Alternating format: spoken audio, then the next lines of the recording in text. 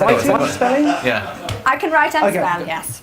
Now, at the Beijing Olympics, our cyclists did a great job. So when the London Games start in 24 days, we'll be hoping for some velodrome glory all over again. Indeed. To find out how the sport has changed since the last time the Games came to the UK, Adia Deputan has brought two-wheeled Olympians together with only 64 years between them.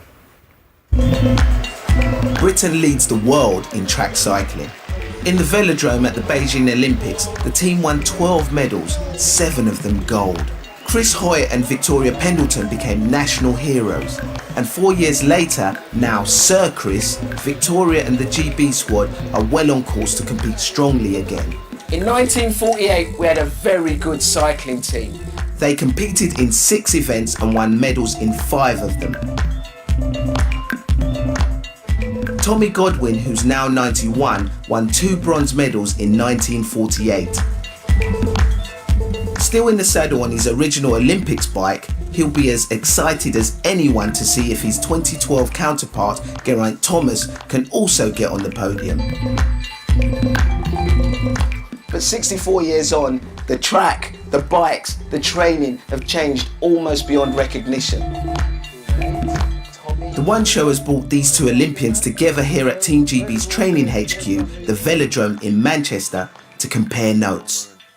First thing is this velodrome. Just look around, it's just an amazing facility. At the steepest point of the track, it's 43 degrees, which is quite a bit steeper than the outdoor tracks. In 1948, Tommy raced outdoors at Herne Hill. During the war, it was used for a barrage balloon site, and then it was put down to the tarmac surface in 1946, which was the one we used. It was a soft tarmac. On a hot day, if you sat on the bike, your bike would just go into the surface a little bit.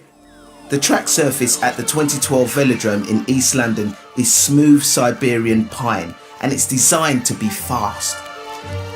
Temperatures inside will be kept at a constant 27 degrees centigrade, and it's not to keep the crowd toasty. The hotter it is, the thinner the air, so the less resistance in actually going forward. Tommy competed in the team pursuit, the team Geraint is hoping to be selected for.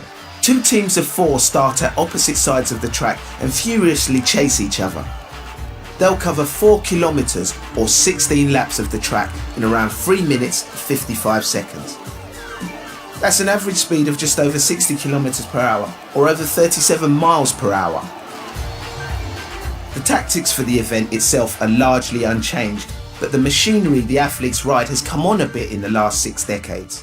Tommy, your bike was the original bike from 1948. Tell us a little bit about it. Well, it's an all-steel bicycle, very heavy in its construction. And that seat doesn't look too comfortable. Well, this was the old Brook Sprinter saddle. I can see why you call that the Sprinter saddle, because you wouldn't want to stay on it too long, would you?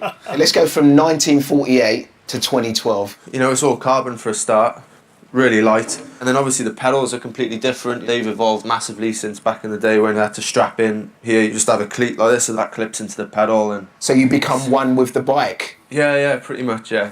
The wheels, they've been made to be really aero. All the bike teams go into the wind tunnels now to test kit and improve on it, changing the saddles slightly or the handlebars. They've looked at everything and they've just developed it and then made prototypes, tested it on the track. So there's been a lot of money and time and effort spent into getting the best sort of kit, really. I think you two should do a little swap. Tommy, lift that bike up. Oh, absolutely amazing. It's the first time I've actually lifted one, but it's so fantastic. So Geraint, pick up that bike.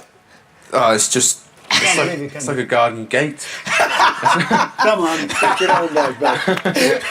He's not having that. The sport is now professional. In 1948, it was very different. We were amateurs, we worked 48 hours a week in a factory, went out and trained a couple of nights a week, raced mostly on grass tracks, for watches, clocks, canteens, or cutlery, whatever. The support that both the 48 team enjoyed and now the 2012 team can look forward to will be massive. What would it feel like for you to win a medal in front of a home crowd?